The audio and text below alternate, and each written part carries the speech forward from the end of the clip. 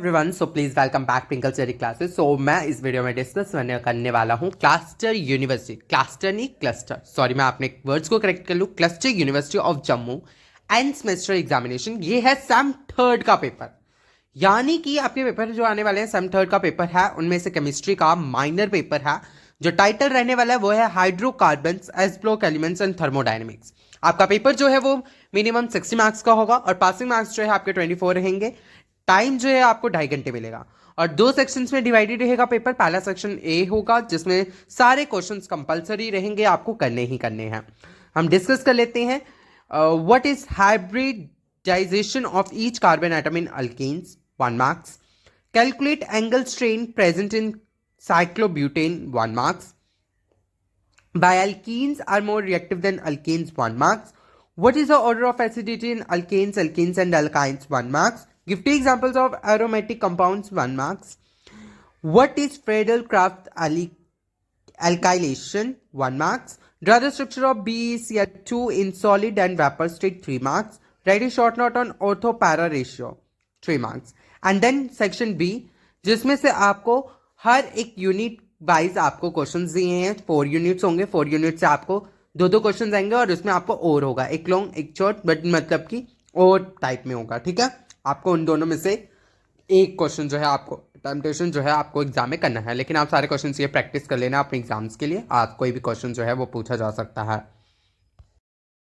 First unit जो second से आपको क्वेश्चंस आएंगे, what is peroxide effect, why is it is shown only by HBr and not by HCl and HI, 8 marks का। Describe ozonolysis of alkynes and suitable examples, 4 marks का। और रहेगी आपको explain hydroboration oxidation of alkenes with mechanism, give 2 nucleophilic addition reactions of alkynes। ठीक है, उसके बाद unit 3 से 2 जो क्वेश्चंस आएंगे, what are electrophile aromatic substitution reactions, discuss the effect of electron withdrawing and electron releasing groups on them, discuss the mechanism of sulfonation of benzene। और में आया है how does Haeckel's rule explain the aromatic character of organic compounds, explained by nitration of toluene is easier than that of benzene। उसके बाद unit 4 से जो questions आए हैं, discuss the solvation of complexation tendency of alkali metals, while alkali metals impart colour to flame. इसके साथ जो और में क्वेश्चंस है, discuss the preparation and properties of hydrides of s block elements,